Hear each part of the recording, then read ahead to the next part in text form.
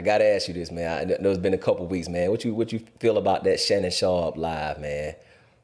Did you? Cause they, The past few weeks have unraveled a saga that feels like it was ripped from a Hollywood script, one where ambition, betrayal, and scandal collide in a spectacle that's as gripping as it is unsettling. At the heart of it all is Shannon Sharpe, a man who transitioned from NFL stardom to media titan, only to find himself teetering on the edge of a precipice that threatens to swallow his legacy whole. What began as whispers on social media has exploded into a firestorm of allegations, lawsuits, and fractured alliances, with Sharpe's once unassailable reputation hanging by a thread. The accusations against him are not just shocking, they're the kind that can dismantle a career built over decades. Add to that the wavering loyalty of his supposed ally, Stephen A. Smith, and you've got a drama that's equal parts personal unraveling and public crucifixion. This is a story about power, image, and the razor-thin line between persona and truth in the cutthroat world of sports media. Let's peel back the layers of this chaotic web and see just how deep it goes. It all started on Easter Sunday when a lawsuit was filed in Nevada State Court against Sharpe, a Hall of Fame tight end turned media juggernaut. The filing wasn't just a legal document, it was a grenade lobbed into the heart of his carefully curated empire. The allegations came from a former partner who accused Sharpe of control, verbal altercations, and threats that paint a starkly different picture from the charismatic, larger-than-life figure fans have come to adore. If these claims weren't damaging enough, an audio clip surfaced, allegedly capturing Sharpe making a chilling remark about physical harm during a heated argument. Short, haunting snippets spread like wildfire across the internet, igniting debates about whether it was a moment of heated hyperbole or a glimpse into something far darker. The timing was brutal, as the audio emerged alongside a separate lawsuit alleging a relationship dynamic rooted in manipulation and dominance, complete with references to handcuffs, choking, and dog collars, details that shocked even the most jaded observers. Sharpe's response was swift and defiant. He labeled the accusations a shakedown, accusing his former partner and her attorney of orchestrating a plot for financial gain.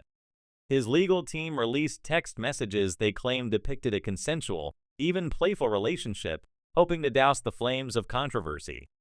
But the move backfired spectacularly. The texts, rather than clearing his name, only deepened the scrutiny.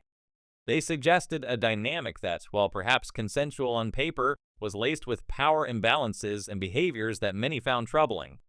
Critics seized on the messages, arguing they did more to incriminate Sharpe than exonerate him, portraying a man who didn't just skirt the boundaries of propriety but obliterated them. Social media erupted, with fans and detractors alike dissecting every word, turning the text into a Rorschach test for Sharpe's character. Then there's Stephen A. Smith, whose role in this drama has added a layer of betrayal that stings as much as the allegations themselves. Smith, who personally recruited Sharpe to ESPN's First Take, was expected to be a steadfast ally. Their on-screen chemistry had been a ratings goldmine, their debates a cornerstone of sports television. But when the scandal broke, Smith's response was anything but supportive. Instead of standing firmly by his colleague, he adopted a cautious, almost corporate tone, emphasizing the seriousness of the accusations and Disney's need to protect its image. He spoke of standards and reputations, signaling that his loyalty to Sharpe was secondary to his own professional preservation. The subtext was unmistakable. Sharpe was on his own. Fans noticed immediately. Social media lit up with accusations that Smith was throwing Sharpe under the bus, contrasting his tepid response with the vocal defenses he'd offered other high-profile figures like Jay-Z in the past. When allegations surfaced against the rapper, Smith was quick to vouch for his character, citing their long-standing friendship. But with Sharpe, his words were measured, cold, and calculated, prompting questions about whether this was about the allegations or a strategic move to distance himself from a colleague whose star was dimming. The backlash was fierce, with many pointing out that Smith's cautious approach seemed less about principle and more about staying ahead in the high-stakes game of sports media. Behind the scenes, the tension between the two men reportedly predates the scandal. Sharpe's meteoric rise outside ESPN, particularly through his podcast, Club Shay Shay, had begun to cast a shadow. The podcast's success, capped by a viral Cat Williams interview that cemented Sharpe's status as a cultural force, reportedly rankled Smith. While Smith remained the face of First Take, Sharpe was building an empire of his own, drawing attention and accolades that some say Smith found hard to stomach. Insiders whisper of a rivalry that simmered beneath their public camaraderie, one that exploded into view when Smith's lukewarm support left Sharpe feeling betrayed. After initially distancing himself, Smith tried to backtrack, issuing a statement expressing hope that Sharpe would be cleared. But the damage was done. Sharpe, sources say, felt abandoned by a man he considered a friend, and the sting of that betrayal cut deeper than the public's outrage. The accuser's attorney, Tony Busby, is another key player in this unfolding drama, and his tactics are keeping the story in the headlines. Busby, known for high-profile cases and a knack for winning in the court of public opinion, has made it clear he's treating this case as a personal crusade. His strategy is relentless. Drip-feed explosive details, from leaked audio to suggestive texts, and let the weight of public scrutiny crush Sharpe's defense. Every statement Busby releases is sharper than the last, each move designed to keep Sharpe cornered. His latest claim that he possesses evidence painting an even more disturbing picture of the relationship has raised the stakes further, with both sides bracing for the possibility of additional recordings surfacing. In a digital age where secrets rarely stay buried, the suspense is palpable.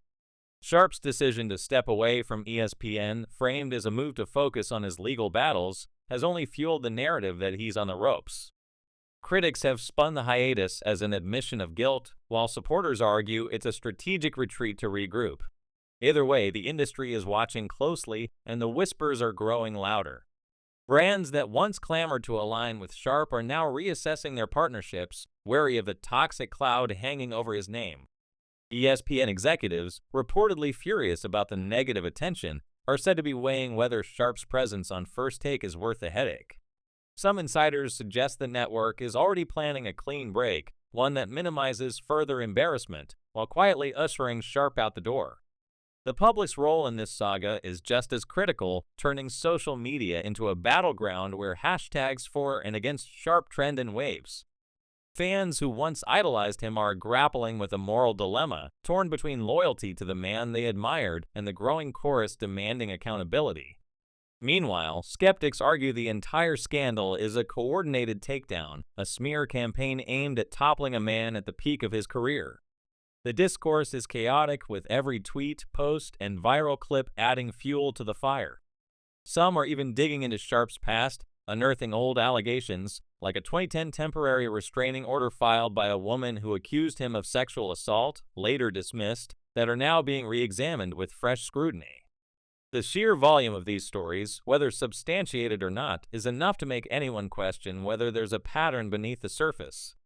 Even Club Shay Shay, the podcast that marked Sharpe's post-football renaissance, isn't immune to the fallout.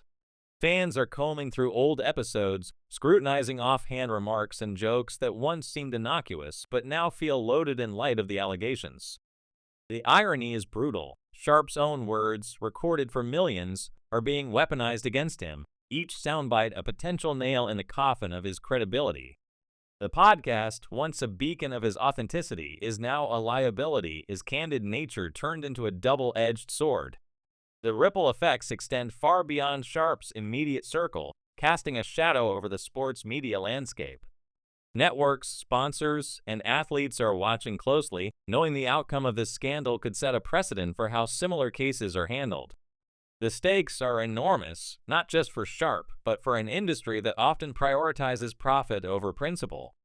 If Sharpe falls, it could reshape how media giants navigate the delicate balance of power, influence, and accountability, forcing them to confront the consequences of protecting or abandoning their stars.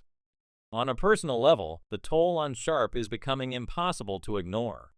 Insiders describe a man unraveling under the weight of the scandal, his trademark confidence giving way to frustration and despair. The swagger that defined him, the larger-than-life persona that made him a star, is cracking under the pressure. Behind closed doors, Sharpe is reportedly struggling to hold it together, grappling with the dismantling of everything he's built. It's not just a PR crisis, it's a personal reckoning, one that's stripping away the armor he's worn for decades.